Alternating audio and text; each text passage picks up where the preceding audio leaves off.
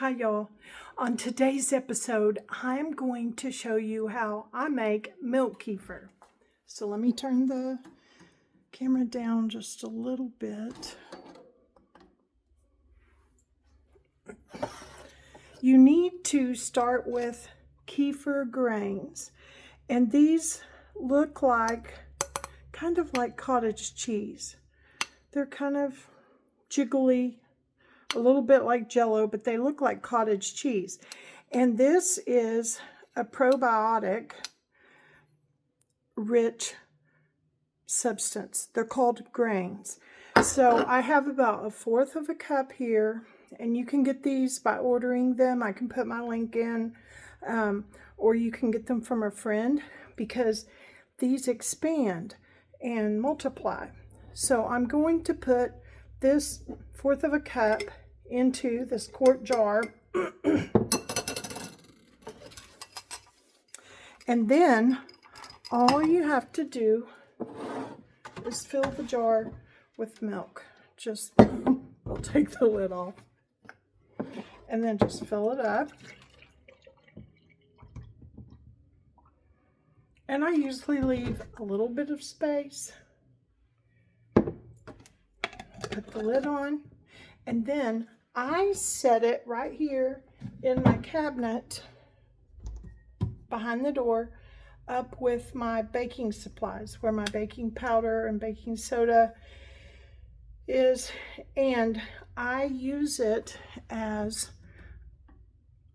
in place of buttermilk. I use it in smoothies. I use it just to drink. It has a tart flavor.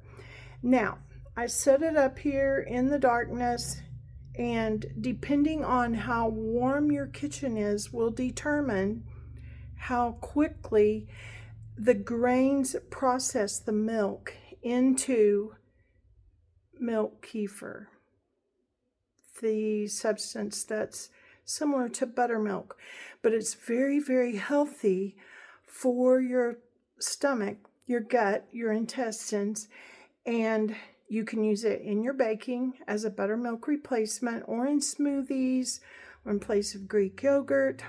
So you will just kind of learn how long you need to leave your grains in the milk for them to be the flavor that you want. In my house, with the warmth of my house, it takes about 12 hours. So in the morning, I would pour that through a sieve or a strainer and collect the grains, and then put my kefir milk in a jar to use, and then put the grains back into the original jar and fill it up with milk. I'll show you that process. I just wanted you to see how easy it is to start. Get grains, put them in a jar, and make milk.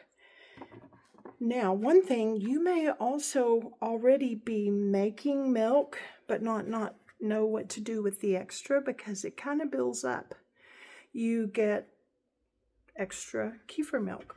So I use an ice tray, and I just pour the milk into the ice tray, and then I freeze it, and when it's all frozen, I put it in a Ziploc bag, and then I can use a cube or two, however many I want. 4 cubes makes a cup of kefir, because 1 cube is about 1/4 of a cup. So you can drop them in when you're making smoothies and get that extra protein. 1 cup of kefir milk has 13 grams of protein. That's amazing. So you can get that extra protein and just the probiotic benefit of having your, I can see my reflection right there, and that was annoying.